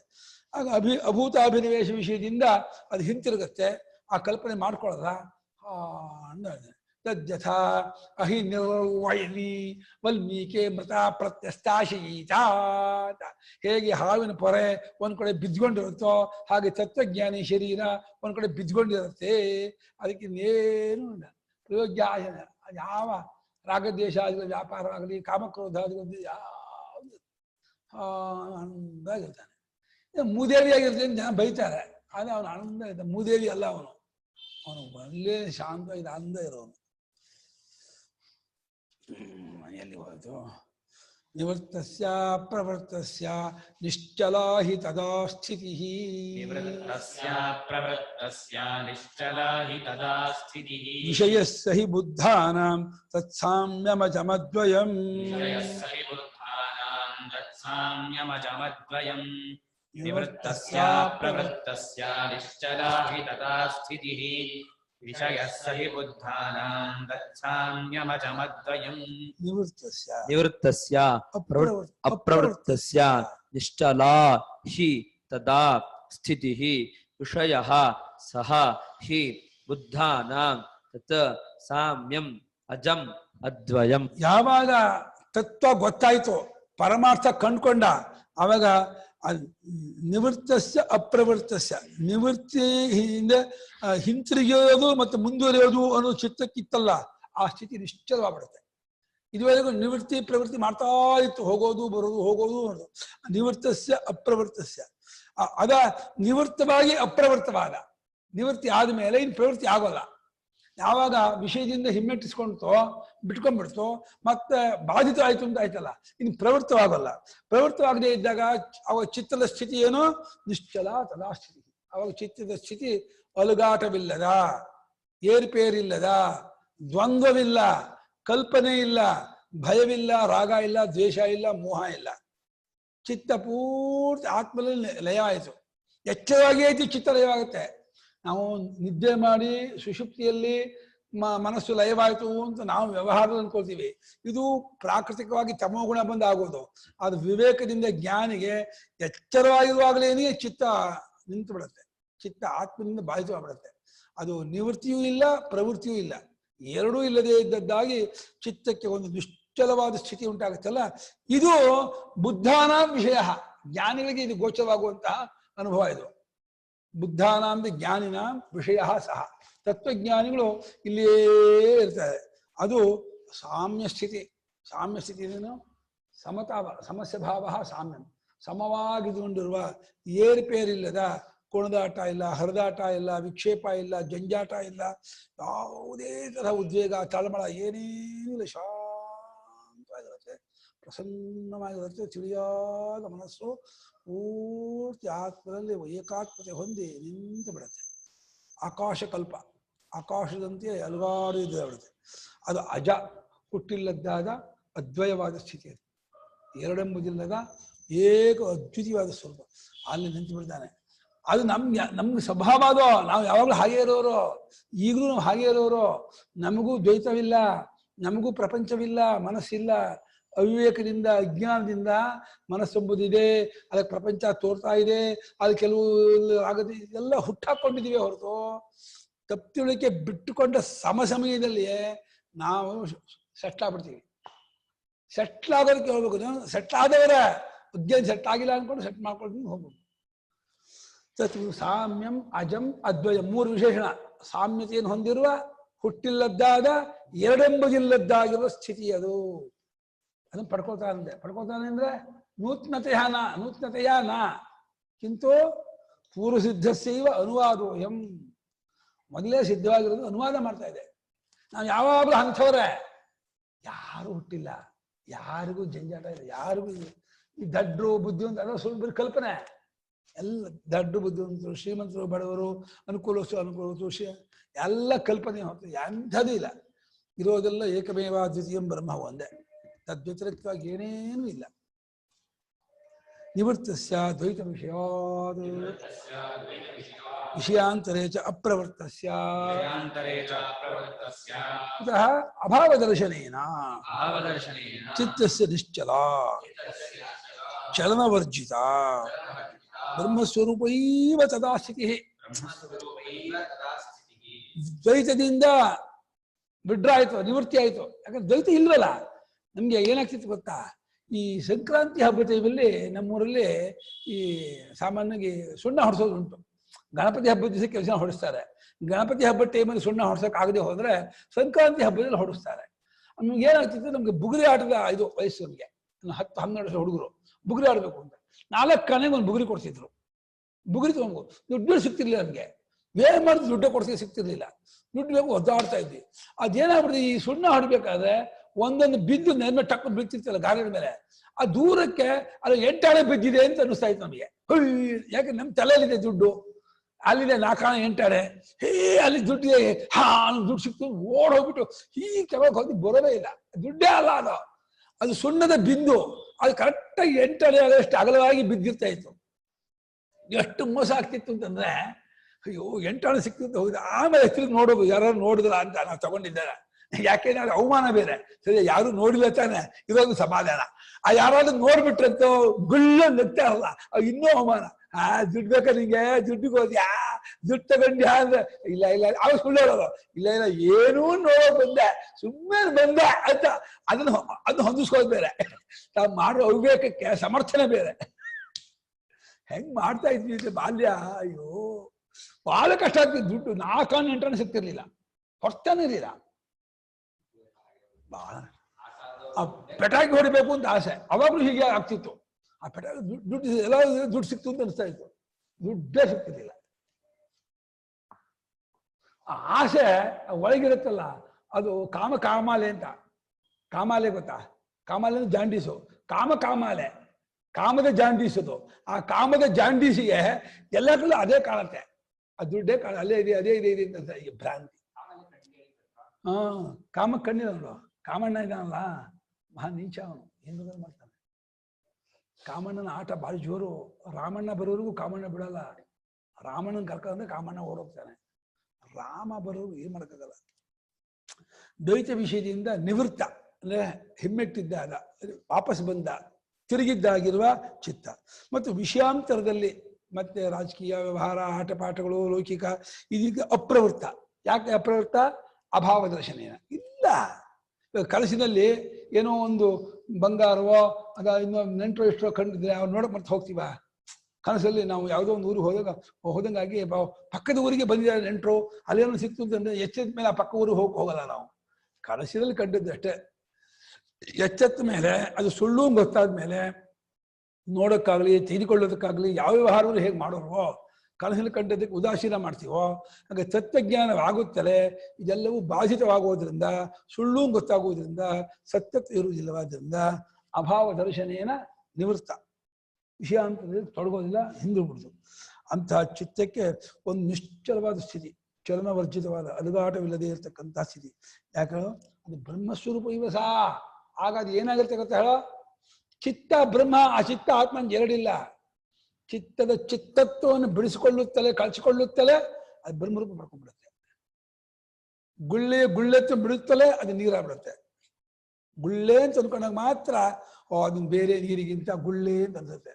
ಅಯ್ಯೋ ಅದು ನೀರೇ ಕಣಪ್ಪ ಹಾಕಿ ತೋರ್ತಾ ಇರೋದು. ಹಾಗೆ ಆತ್ಮನೇ ಚಿತ್ತವಾಗಿ ಮನಸ್ಸಾಗಿ ತೋರ್ತಾ ಇದ್ದಾನೆ. ಪೂರ್ತಿ ಮನಸ್ಸಿನೆಲ್ಲ ಹಾಸು ಹಕ್ಕ ಅನುಗತವಾಗಿರೋನು ಶುದ್ಧ ಚಿನ್ಮಾತ್ರ ಸ್ವರೂಪನಾದ ಅದ್ವಿತೀಯನಾದ ಪರಮಾತ್ಮನೇ ಚಿತ್ತವಾಗಿ ತೋರ್ತಾ ಇರೋದು. ಅದು ಬಿಟ್ಟು ಅದಿಲ್ವೇ ಇಲ್ಲ. ನೀರು ಬಿಟ್ಟು ಗುಳ್ಳೆ ಇಲ್ವೋ, ಚೈತನ್ಯ ಬಿಟ್ಟು ಚಿತ್ತ ಇಲ್ಲ. ಚೈತನ್ಯಕ್ಕೆ ಆ ಆಕಾರನು ಚಿತ್ತ ಅಂತ ಹೆಸರು ಅಂತ ಹೇಳಿ ಆ ಚಿತ್ತ ಸ್ವರೂಪವು ಆತ್ಮರೂಪದಿಂದ ಬಾಧಿತವಾಯಿತು, ನಿಂತು ಹೋಯ್ತು ಅಂತಾದಾಗ ಚಲನವರ್ಜಿತವಾದ ಕೂಡಲೇ ಬ್ರಹ್ಮಸ್ವರೂಪದಿಂದಲೇ ಅದು ನೆಲೆ ನಿಂತು ಬಿಡುತ್ತೆ. ಅದೇ ಅದರ ಸ್ಥಿತಿ ಸೆಟ್ಲ್ ಆಗ್ಬಿಡುತ್ತೆ, ಅಲ್ಲೇ ಅದು ಕೂತ್ಕೊಂಡ್ಬಿಡುತ್ತೆ. ಯಾ ಏಷ ಬ್ರಹ್ಮಸ್ವರೂಪ ಸ್ಥಿತಿ ಚಿತ್ತಸ್ಯ ಅದ್ವಯ ವಿಜ್ಞಾನ ಏಕರಸ ಘನ ಲಕ್ಷಣ.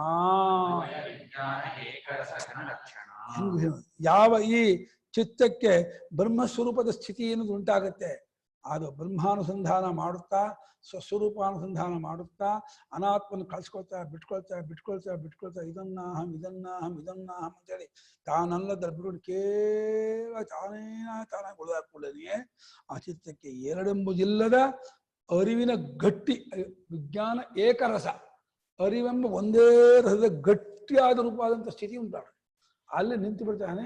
ಬ್ರಹ್ಮಸ್ವರೂಪವನ್ನು ಪಡ್ಕೊಂಡ್ಬಿಡ್ತಾನೆ. ಪರಮಾತ್ಮತ್ವನ ಹೇಗಾಗ್ಬಿಡ್ತಾನೆ. ಎಂಥ ಸ್ಥಿತಿ ಅಂದರೆ ಅದ್ಭುತ. ಮದು ಅದ್ವಯವಾದ ವಿಜ್ಞಾನ ಏಕರಸ ಘನ. ಆ ರಸ ಅಂತಂದ್ರೆ ಏಕರಸ, ಅದು ಒಂದೇ ಕಡಿವಡೆಯದೇ ಇರ್ತಕ್ಕದ್ದಾಗಿರೋ ಚೈತನ್ಯದ ಗಟ್ಟಿ ಸಾಲಿಡ್ ಚೈತನ್ಯ, ಪರಿಪೂರ್ಣ ಚೈತನ್ಯ. ಅಂತ ಚೈತನ್ಯದ ರೂಪವಾಗಿರ್ತಕ್ಕಂಥ ಸ್ಥಿತಿಯನ್ನ ಆ ಮಹಾತ್ಮ ಪಡ್ಕೊಂಡ್ಬಿಡ್ತಾನೆ. ಸಹಿ ಯಸ್ಮಾತ್ ವಿಷಯ ಗೋಚರ ಪರಮಾರ್ಥ ದರ್ಶಿನಾಂ ಬುದ್ಧಾನ. ಇಲ್ಲಿ ಬುದ್ಧ ಗೌತಮ ಬುದ್ಧ ಅಲ್ಲ, ಇಲ್ಲಿ ಬುದ್ಧನ ತಿಳ್ಕೊಂಡವರು ಜ್ಞಾನಿಗಳು ಅಂತ. ಆ ತತ್ವ, ಆ ಸ್ವರೂಪ, ಆ ಬ್ರಹ್ಮ ಜ್ಞಾನಿಗಳಿಗೆ ಚಿರಪರಿಚಿತ. ನಮಗೆ ಪ್ರಪಂಚ ಚಿರಪರಿಚಿತವಾದರೆ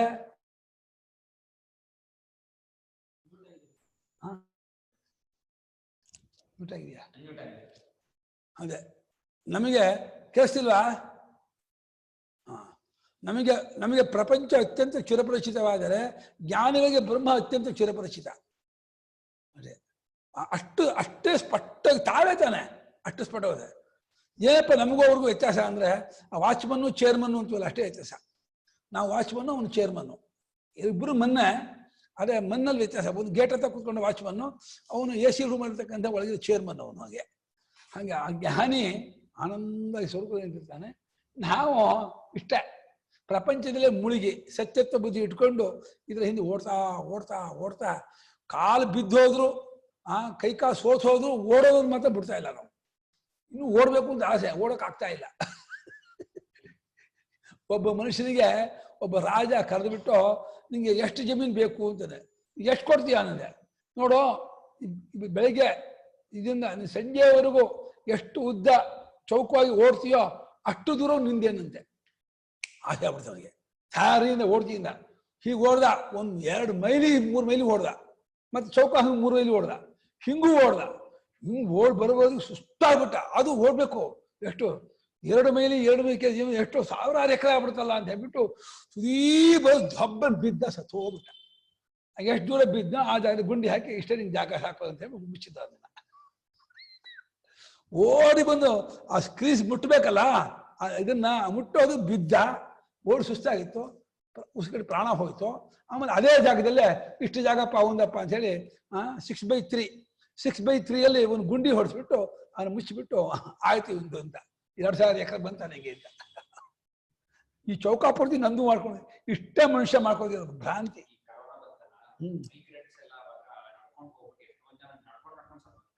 ಎಲ್ಲಿಗೆ ಊರಿಗೆ ಹೋಗಕ್ಕೆ? ಹೌದೌದು, ಅದು ಬೆಳೀತು. ಹೌದು, ಮಾಸ ಬಂದಿತ್ತು. ನಡೆಯಕ್ಕಾಗದೇನೆ ಸುಸ್ತಾಗಿ ಸತ್ತೋಗ್ಬಿಟ್ಟಿದ್ದಾರೆ. ಏನ್ ಮಾಡಿದ ಅಷ್ಟೇ ಅಲ್ಲ. ಈ ನಿನ್ನೆ ಒಂದು ವಾಟ್ಸಪ್ ಬಂತು, ಯಾವುದೋ ಒಂದು ದೊಡ್ಡಬಳ್ಳಾಪುರದ ಹತ್ರ ಒಬ್ಬರ ಮನೇಲಿ ಕರೋನಾ ಬಂತು ಅಂತ ಹೇಳ್ಬಿಟ್ಟು ಊರಲ್ಲೂ ಚೀಮಾರಿ ಹಾಕ್ಬಿಟ್ಟಿದ್ದಾರೆ. ಹಾಗೆ ಅಂತ ಇವನೇನ್ ಮಾಡ್ಬಿಟ್ಟಿದ್ದಾನೆ, ಹೆಂಡತಿಗೂ ಮಗನಿಗೋ ಬಂದಿದೆ, ಆಸ್ಪತ್ರೆಗೆ ಹೇಳ್ಕೊಂಡು ಹೋದ್ರು. ಇವ್ ನೇಣು ಹಾಕೊಂಡು ಸತ್ತೋಗ್ಬಿಟ್ಟ. ಅವಮಾನ ಆಗ್ಬಿಡ್ತಂತೆ ಇವನಿಗೆ. ನನ್ನ ಹೆಂಡತಿ ಮಕ್ಕಳಿಗೆ ಕರೋನಾ ಬಂತು, ಅವಮಾನ ಆಯ್ತು ಅಂತ ಹೇಳ್ಬಿಟ್ಟು ನೇಣು ಹಾಕೊಂಡು ಸತ್ತೋಗ್ಬಿಟ್ಟಿದ್ದಾನೆ. ಎಂತ ವಿಷ ತಗೊಂಡು ನೇಣು ಹಾಕೊಂಡ ಅವನೇನೋ ಮಾಡ್ಕೊಂಡು ಸತ್ತೋಗ್ಬಿಟ್ಟಿದ್ದಾನೆ. ಏನೇನೋ ಮಾಡ್ತಾರೆ ಜನರಿಗೆ, ಏನೇನು ಹುಚ್ಚು ಕಲ್ಪನೆ ಬರ್ತಾ ಇದನ್ನ ಅರ್ಥ ಮಾಡ್ಕೊಳಕ್ಕೆ ಆಗಲ್ಲ. ವಿಷ ತಗೊಂಡು ನೇಣು ಹಾಕೊಂಡು ಸತ್ತೋಡ ಅವನು. ಹೀಗೆ ದೇವನಹಳ್ಳಿ ಎಲ್ಲ ಸ್ವರೂಪ, ಅಖಂಡ ಜ್ಞಾನ ಸ್ವರೂಪ ಅನ್ನೋದು ಬುದ್ಧನ ಜ್ಞಾನಿಗಳಿಗೆ ಅತ್ಯಂತ ಚಿರಪರಿಚಿತವಾಗಿ ಆತ್ಮವಾಗಿ ಸ್ವರೂಪವಾಗಿ ಅಲ್ಲೇ ನೆಲೆ ನಿಂತವರಾಗಿರ್ತಾರೆ. ತಸ್ಮಾತ್ ತತು ಸಾಮ್ಯಂ ಪರಂ ನಿರ್ವಿಶೇಷಂ ಅಜಂ ಅದ್ವಯಂಚ.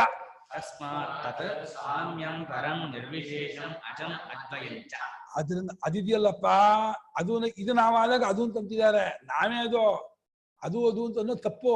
ನಮ್ಮನ್ನು ಅದು ಅಂತಾರ, ನಮ್ಮ ಸ್ವರೂಪ. ಆದ್ರೂ ಕೂಡ ದೇಹ ನಾನಾದಾಗ ಚೈತನ್ಯ ಅದು ಆಗತ್ತೆ. ಅದು ಉಳಿಸ್ಕೊಂಡ ಚೈತನ್ಯ ನಾವು, ಅಚೈತನ್ಯ ನಾವು. ದೇಹ ಅಚೈತನ್ಯ ಜಡ, ಅದನ್ನ ನಾನು ಅಂದ್ಕೊಂಡು ಚೈತನ್ಯವನ್ನು ಅದು ಅಂತ ಹೇಳಿ, ಅಯ್ಯಪ್ಪ ಉಲ್ಟಾ.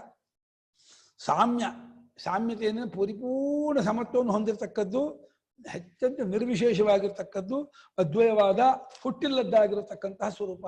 ಅದೇ ನಮ್ಮ ನಿಜವಾದ ಸ್ವರೂಪ. ನಾವೆಲ್ಲರೂ ಅಂಥವರೇ. ಯಾರಿಗೂ ಹುಟ್ಟಿಲ್ಲ, ಯಾರಿಗೂ ದ್ವೈತವಿಲ್ಲ, ಯಾರಿಗೂ ಯಾವುದೇ ಸಂಸಾರ ದುಃಖವೂ ಕಷ್ಟ ಏನು. ಎಲ್ಲರೂ ಪರಮಾತ್ಮ ಸ್ವರೂಪರೇ, ಬ್ರಹ್ಮ ಸ್ವರೂಪರೇ. ಕಂಡುಕೊಂಡಿಲ್ಲ, ಏನು ಮಾಡೋದು? ಸ್ವಾಮಿ ಇದೇತಕ್ಕೆ ಬಂದಿತೋ ಜ್ವರವು ಕಾಣನು ಜನರಿಗೆ ಅಂತ ಹಾಳು ಮಾಡಿದ್ದಾರೆ. ಜನರಿಗೆ ಈ ಏತಕ್ಕೆ ಈ ಅವಿದ್ಯಾ ಜ್ವರ ಯಾಕೆ ಬಂತೋ ಹೇಗೆ ಬಂತು ಸ್ವಲ್ಪ ತಿಳ್ಕೊಬಹುದು, ತಿಳ್ಕೊತಿಲ್ವಲ್ಲ, ಹೇಳಿದ್ರು ಗೊತ್ತಾಗ್ತಿಲ್ವಲ್ಲ ಯಾತಕ್ಕೆ ಹೀಗೆ ಅಂತ. ಪುನರಪಿ ಕೀದೃಶ್ಚ ಅಸೌ ಬುದ್ಧಾನಾಂ ವಿಷಯಃ ಇತಿ ಆಹಾ. ಮತ್ತೊಂದು ಶ್ಲೋಕದಿಂದಲೂ ಗೌಡಪಾದರಿಗೆ ಹೆಂಗಾದ್ರೂ ತಿಳಿಸ್ಕೊಟ್ಬಿಡ್ತೀನಿ, ಹೆಂಗಾದ್ರೂ ಅರ್ಥ ಮಾಡಿಸ್ಕೊಟ್ಬಿಡ್ತೀನಿ ಅಂತ. ಅವರು 29,000 ಅಡಿ ಗೌರಿಶಂಕರ್ ತಿಳಿಯಲ್ಲಿ ಕುತ್ಕೊಂಡು ಕೂಗ್ತಾ ಇದ್ದಾರೆ. ನಾವು ಪಾತಾಳಗಳು ಕೇಳಿಸ್ತಾ ಇದೀವಿ, ನಮ್ದು ಅರ್ಥವೇ ಆಗುತ್ತೆ, ಹೋಗೋದೇ ಇಲ್ಲ. ಅಯ್ಯೋ ನಮ್ದು ವಡೆ ತಿಂದು ಇಡ್ಲಿ ತಿಂದು ಬುದ್ಧಿಯೆಲ್ಲ ಮಂದಾಗಿ ಹೋಗ್ಬಿಟ್ಟಿದೆ, ದಪ್ಪ ಬುದ್ಧಿ ಆಗ್ಬಿಟ್ಟು ಏನ್ ಮಾಡಿ ಹೇಳ್ತಾರೆ ಹೋಗಲ್ಲ. ಮತ್ತೊಮ್ಮೆ ಈ ಜ್ಞಾನಿಗಳಿಗೆ ಗೋಚರವಾಗುತ್ತಿರುವ ಪರಮಾರ್ಥ ತತ್ವ ಯಾವ ರೀತಿ ಇರತಕ್ಕದ್ದು ಗೊತ್ತನೋ. ಅಜಮನಿದ್ರಮ ಸ್ವಪ್ನ ಮನಾಮಕ ಮರೂಪಕಂ ಅಜಮನಿದ್ರಮ ಸ್ವಪ್ನಂ ಪ್ರಭಾತಂ ಭವತಿ ಸ್ವಯಂ ಸಕರ್ದ್ವಿಭಾತೋ ಹ್ಯೇವೈಷಃ ಧರ್ಮೋ ಧಾತು ಸ್ವಭಾವತಃ.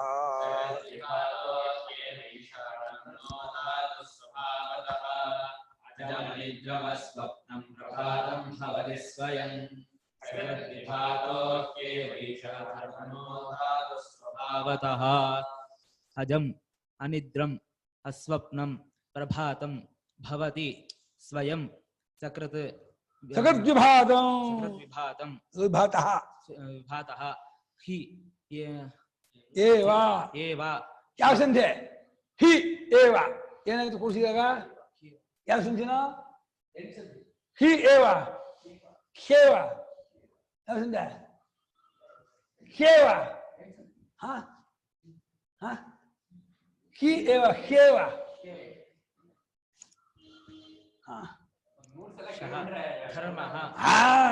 ಕನ್ಫರ್ಮ್ ಆಗಬೇಕಲ್ಲ. ಸ್ವಭಾವತಃ ಅಜ ಅಂದ್ರೆ ಹುಟ್ಟಿಲ್ಲದ್ದು. ಅಜ ಇದು ಈ ತತ್ವ ಎಂದೆಂದಿಗೂ ಹುಟ್ಟಿಲ್ಲದ್ದು. ಇದಕ್ಕೆ ನಿದ್ರೆ ಇಲ್ಲ, ಸುಷುಪ್ತಿಯೂ ಇಲ್ಲ, ಸ್ವಪ್ನವೂ ಕನಸೂ ಇಲ್ಲ. ಅಂದ್ರೆ ಅಜ ಅಂದ್ರೆ ಎಚ್ಚರವಿಲ್ಲ ಅಂತ ಅರ್ಥ. ಎಚ್ಚರದೇನೆ ಹುಟ್ಟಿದ್ದು ಅಂತ ಅನ್ಕೊಳ್ಳೋದು. ಎಚ್ಚರವೂ ಇಲ್ಲ, ಕನಸೂ ಇಲ್ಲ, ನಿದ್ರೆಯೂ ಇಲ್ಲ ಅಂತ ಇದ್ದಾರೆ. ಅಜಂ ಅನಿದ್ರಂ ಅಸ್ವಪ್ನಂ. ಅನಿದ್ರ ಅಂದ್ರೆ ಸುಷುಪ್ತಿ ಇಲ್ಲ, ಅಸ್ವಪ್ನ ಅಂದ್ರೆ ಕನಸಿಲ್ಲ, ಅಜ ಅಂದ್ರೆ ಎಚ್ಚರವಿಲ್ಲ.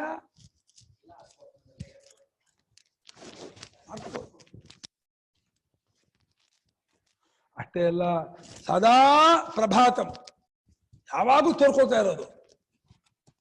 ಸ್ವಯಂ ಭವತಿ ತಾನೇ ಇರೋದು. ಎಲ್ಲದಕ್ಕೂ ಇನ್ನೊಬ್ಬರು ಹಂಗೋ. ಪ್ರತಿಯೊಂದು ಇರೋಕ್ಕೂ ಕಾಲದೇಶ ಬೇಕು, ನಾಮರೂಪ ಇರಬೇಕು, ಯಾವುದಾದ್ರು ಪ್ರತ್ಯಯ ಇರಬೇಕು, ಪ್ರಪಂಚ ಅಂತ ಇರಬೇಕು, ಅವಸ್ಥೆ ಇರಬೇಕು. ಅವಸ್ಥೆ ಇಲ್ದೇನೆ ಯಾವುದೂ ಇರಲ್ಲ, ಕಾಲ ಇಲ್ಲ. ಇದು ಮಾತ್ರ ಯಾರ ಹಂಗೂ ಇಲ್ಲ, ತನ್ನಷ್ಟಿಗೆ ತಾನಿರ್ತಕ್ಕದ್ದು ಪ್ರಭಾತಂ. ತೋರಾಗ್ಬಿಟ್ಟಿದೆ, ಕಂಡಾಗ್ಬಿಟ್ಟಿದೆ, ಆದ್ಮೇಲೆ ಕಾಣಕ್ಕಾಗ್ತಿಲ್ಲ. ನಮ್ಗೆ ಯಾಕೆ ಕಾಣಕ್ಕಾಗ್ತಿಲ್ಲ, ತಿಳ್ಕೊಳಕ್ಕಾಗ್ತಿಲ್ಲ ಅಂದ್ರೆ ನಾವು ತಿಳ್ಕೊಳ್ಬೇಕು ಅನ್ನೋ ಮುಂಚೆನೆ ತಿಳಿದಾಗ್ಬಿಟ್ಟಿದೆ. ಇದು ತಿಳಿದೇ ಸ್ವರೂಪ, ಅದು ಜ್ಞಾನವೇ ಸ್ವರೂಪ, ಯಾವಾಗ ಗೊತ್ತಾಗ್ತಾ ಇರುವ ಬೆಳಗುತ್ತಿರುವಂತ ಸ್ವರೂಪ. ಅದಕ್ಕೆ ಸಕರ್ದ್ವಿಭಾತ ಅಂದ್ರು. ಸಕರ್ದ್ವಿಭಾತ ಅಂದ್ರೆ ಸದಾ ವಿಭಾತ. ಯಾವಾಗಾದ್ರೂ ಒಮ್ಮೆ ತೋರದೇ ಇದ್ದದ್ದು ಅಂತ. ಇದು ನಿಮ್ಗೆ ಕಾಣ್ತಾ ಇಲ್ಲ, ಇಲ್ಲಿಟ್ಟು ಹಾಯ್ ಕಾಣ್ತು ಅಂತ ಅಂತೀರ, ಇಲ್ಲ ಹಾಯ್ ಕಾಣ್ಲಿಲ್ಲ ಅಂತೀರ, ಮತ್ತೆ ಕಾಣುತ್ತೆ. ಹೀಗಲ್ಲ, ಅದು ಕಾಣ್ತು ಕಾಣ್ಲಿಲ್ಲ ಅನ್ನೋದು ಕಾಣ್ತಾ ಇರೋದು, ತೋರ್ತು ತೋರ್ಲಿಲ್ಲ ಅನ್ನೋದು ತೋರ್ತಾ ಇದೆ, ನೋಡ್ತಾ ಇದೆ. ಯಾವಾಗಲೂ ಬೆಳಗುತ್ತ ತಾನೇ ಆದ ಸ್ವರೂಪ. ಸಕರ್ದ್ವಿಭಾತ ಸದಾ ವಿಭಾತಃ ಏಷಃ ಧರ್ಮ ಏಷಃ ವಸ್ತು. ಧಾತು ಸ್ವಭಾವತಃ, ವಸ್ತು ಸ್ವಭಾವದಿಂದಲೇ ಹಾಗಿರೋದು. ಅದನ್ನು ಯಾರು ಹಾಗೆ ಮಾಡಿಲ್ಲ. ಆ ಬ್ರಹ್ಮವನ್ನು ಯಾರು ಚೈತನ್ಯಮಯವಾಗಿ ಮಾಡಿದ್ರು, ಯಾರು ಸದಾ ವಿಭಾತವಾಗಿ ಮಾಡಿದ್ರು, ಯಾವಾಗಲೂ ಅಜವು ಯಾಕೆ ಮಾಡಿದ್ರು, ಯಾರು ಮಾಡಿಲ್ವೋ ತತ್ವ. ಅದು ಪರಮಾರ್ಥ ಹಾಗೆ ಇರೋದು, ನಾವೆಲ್ಲ ಹಾಗೆ ಇರೋದು, ನಮ್ಮ ಸ್ವರೂಪ ಹಾಗೆ. ಓ ಟೈಮ್ ಆಯ್ತು.